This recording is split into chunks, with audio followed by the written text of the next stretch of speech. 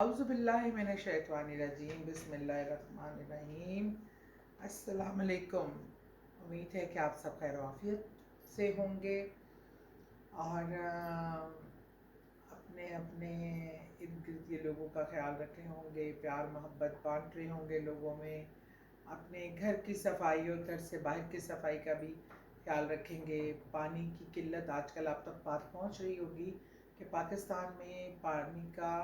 جو سطح سے زمینی سطح سے بہت نیچے چلا گیا، خطرناک حد تک۔ تو ہمیں بہت کوشش کرنی ہے کہ ہم پانی کے ضیاع کو روکیں اور ہم پانی کو بہت کہ ہماری آنے والی نسلیں پانی کو دیکھ سکیں، ورنہ اللہ نہ کرے میرے منہ میں خاک کہ یہ جس تیزی سے ہم پانی کی کمی کی طرف جا رہے ہیں یہ بہت ہی الارمنگ ہے، اور اس پہ ہمیں اویئرنیس بھی پھیلانی چاہیے، نہ صرف خود بلکہ دوسروں کو بھی بتانا چاہیے۔ دوسرا ایک جو چیز میں آپ سے اور ذکر کرنا چاہتی ہوں، اس کا تو ذکر کرتے ہی میری آنکھوں سے جو ہے بس برداشت نہیں ہو سکتا جو اس ٹائم غزہ میں ہو رہا ہے، اور غزہ کی جو حالت ہے، غزہ میں جو ظلم اور کے پہاڑ گر گئے ہیں، جو معصوم بچوں کے ساتھ جو غزہ کو نیست و نابود کرنے کی جو دشمنوں کی ناپاک سازش ہے، اور افسوس یہ ہے کہ تمام مسلمان امہ خاموش تماشائی کا رول پلے کر رہی ہے، خاموش تماشائی بنی ہوئی ہے، اور مجھے سمجھ نہیں آ رہی کہ وہ الفاظ نہیں ہیں کہ سوشل میڈیا پہ میں جتنا کر سکتی ہوں کرتی ہوں، لیکن ایک سب سے بڑی چیز جو ہم کر سکتے ہیں،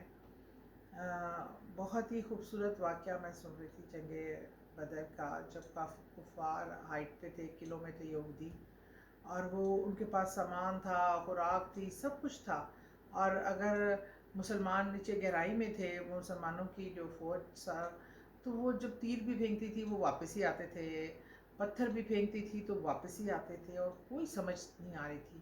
ایسے میں میرے پیارے نبی حضرت محمد مصطفیٰ صلی اللہ علیہ وسلم نے ایک تجویز کی، انہوں نے کہا ہم اس طرح نہیں ہرا پائیں گے، جو یہ پیچھے ان کے کھجور کے درخت ہیں جس سے یہ خوراک لے رہے ہیں اور ان کو تحفظ ہے جن درختوں کی وجہ سے پھلوں کے، اور ان کو آپ وہ کاٹنا شروع کر دیں۔ جب ان کی سپلائی لائن رک جائے گی، جب ان کی جو ان کو بینیفٹ دینے کے لیے جو ان کے خرچے پورے کرنے کا سلسلہ رک جائے گا، تو پھر یہ خود بخود مجبور ہو کے نیچے ان کو آنا پڑے گا۔ بہرحال جب یہ حکمت اپنائی گئی تو یہ کامیاب رہی، اور یہی آج ہم اگر بات کریں کہ ہم اسرائیل کے ساتھ اب ہم جو طاقت رکھتے ہیں ممالک، وہ تو بیٹھے ہیں خاموش منہ پہ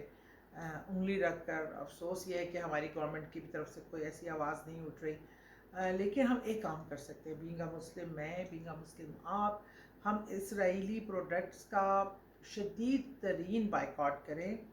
الحمدللہ میں نے تو ڈے ون سے اپنے گھر کوئی صابن، کیونکہ ہمیں اتنی ٹرکی ہے، ہمیں پتہ ہی نہیں ہے جب اب لسٹیں آ رہی ہیں کوئی صابن ایسی نہیں ہے جو ہماری اپنی ہو۔ اب میں نے ایک جگہ پہ اسٹور پہ دیکھی جو پاکستانی ہوم میڈ صابنیں بنی ہوئی ہیں، زیتون کی، نیم کی، اس کی، میں نے وہ اٹھائیں، ہر صابن جو آپ اٹھائیں تو اسرائیل کی، ہر شیمپو، ہر کھانے کی پروڈکٹ، ہر چیز، تو پتہ چل رہا ہے جی اسرائیل اس کے پیچھے ہے۔ ہم اسرائیل کو معاشی طور پہ ہم مضبوط کیا، ہم نے اس قابل کیا کہ وہ آج فلسطین کو نیست و نابود کرنے پہ نعوذ باللہ چلا ہوا ہے، اور ہم اس تمام گناہ میں، اس تمام ظلم میں برابر کے شریک ہیں، ان کے پروڈکٹس کو استعمال کر کے، ان کو معاشی طور پہ طاقتور کر کے ہمیں انہیں معاشی طور پہ توڑنا ہے۔ ان کا یہ جو معیشت کا سب سے بڑا سہارا ہے، پورے مسلمان امہ، مسلمان لوگ، بلکہ وہ غیر مسلم بھی جو اس ظلم کے خلاف بول رہے ہیں، آواز اٹھا رہے ہیں، ان کو اس پروڈکٹ کا، ان کی تمام چیزوں کا بائیکاٹ کرنا چاہیے۔ یہ تو میرے وہ دلی جذبات تھے جو میں آپ تک پہنچانا چاہتی تھی۔ آج میں آپ کے لیے دو بڑے انوکھے رکعتیں لائی ہوں، جس سے آپ 2 رکعت نماز پڑھ کر اپنی تمام ضروریات کا اپنے تمام مسئلوں کا حل تلاش کر سکتے ہیں۔ اور یہ 2 رکعتیں اتنی طاقتور ہیں کہ ان کو ادا کرنے کے بعد، جو طریقہ میں آپ کو بتاؤں گی، اس کو ادا کرنے کے بعد انشاءاللہ تعالی جب آپ اپنی مسئلہ اللہ کے حضور پیش کریں گے تو انشاءاللہ تعالی اللہ تعالیٰ آپ کے اس مسئلے کو نہ صرف حل فرمائیں گے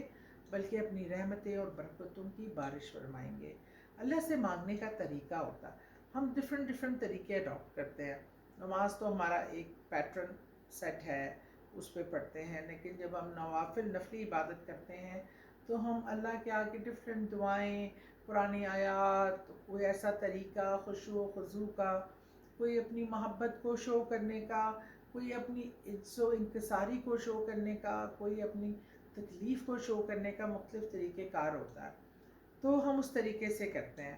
یہ جو 2 نفل بتا رہی ہوں میں، جب آپ نے باوضو ہو کے پہلا رکعت پڑھنی ہے، 2 نفل کی نیت کرنی ہے حاجت کے لیے کہ اللہ میری اس تکلیف کو دور فرما دے، میری یہ حاجت پوری کر دے، تو آپ نے پہلے رکعت میں الحمد شریف کے بعد 3 بار آیت الکرسی پڑھنی ہے، 3 بار آیت الکرسی پڑھنی ہے۔ اس کے بعد دوسری رکعت میں